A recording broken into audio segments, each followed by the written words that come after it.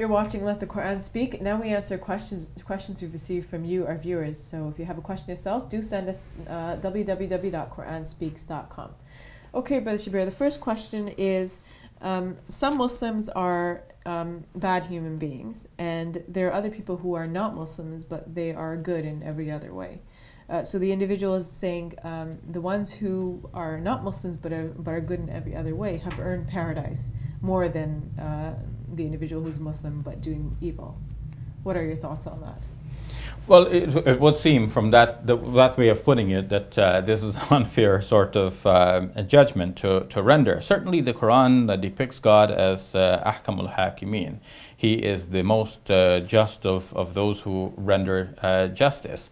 And several verses of the Quran depict that. So we don't expect that any of his judgments will show itself to be involve injustice in any way. Mm-hmm. One way of dealing with this is to say that, well, God has prescribed not only right practice but also right belief, and he has given guidance and directives as to what is the right belief, and he's calling people towards that.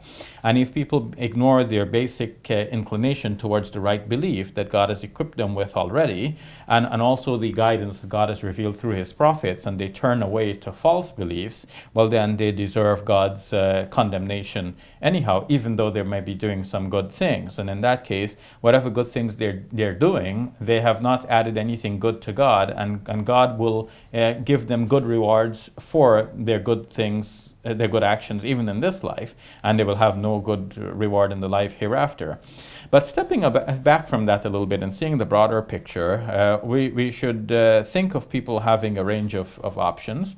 And some people will pick the good options within their range, and some people will pick the bad options within their range. For some people, becoming a Muslim is not even within their range of view. It seems even impossible for some people, out of the question. So for some such people, it would seem that their good actions will be regarded well by God, and their particular position and situation in life will be taken into consideration as God renders his judgment on those people. All right, let's move on to the next question then. This question is, some people expend many years of their lives trying to find the truth, and they are sincere, but they find other religions to be true too. And the person is asking, why does God not give them the correct sort of guidance?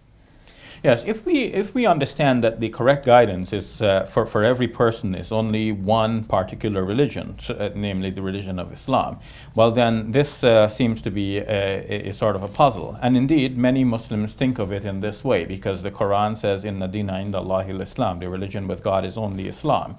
And it says, وَمَنْ يَبْتَغِي غَيْرَ الْإِسْلَامِ دِينًا فَلَنْ يُقْبَلَ مِنْهُ. Whoever chooses a religion other than Islam, it will not be accepted from him or her. So with these verses and some hadiths that go along the same vein, many think that it is clear-cut only Islam for all people, otherwise they're doomed to hell forever.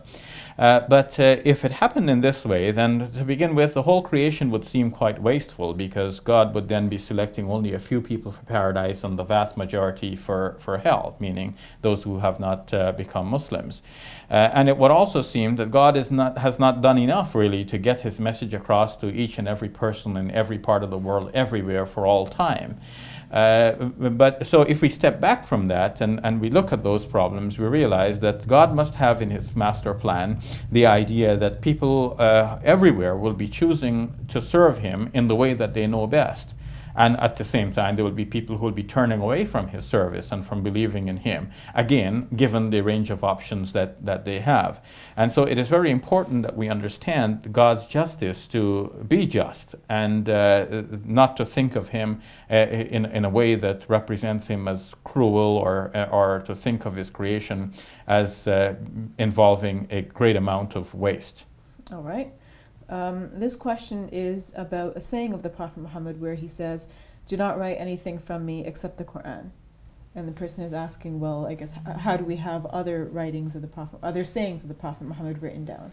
Yes. Now, there is a question as to whether the Prophet Muhammad, peace be upon him, actually said that. But it is a well-recognized hadith, and it's there in the authentic books, that the Prophet, peace be upon him, said, do not write from me except the Quran. Now, if it is authentic that he really said that, well, then it would mean that the Quran has a prime place in the life of Muslims and in the elaboration of what Islam is, and it is not to be blurred or overshadowed by any other writing, not even the other pronouncements of the Prophet Muhammad, peace be upon him, which people later on collected in books of hadith. This is how I would regard that. It shows the importance of the Quran vis-a-vis everything else. All right, that's all the time we have. Thank you, Brother Shabir. You're welcome. And we'd like to hear from you. Please visit our website, www.quranspeaks.com. Send us your comments, your suggestions, and of course, your donations. I'm Safiya Ali for all of us here at Let the Quran Speak. Thank you for watching. I'll see you next week. Allahu Akbar, Allahu Akbar. Allah.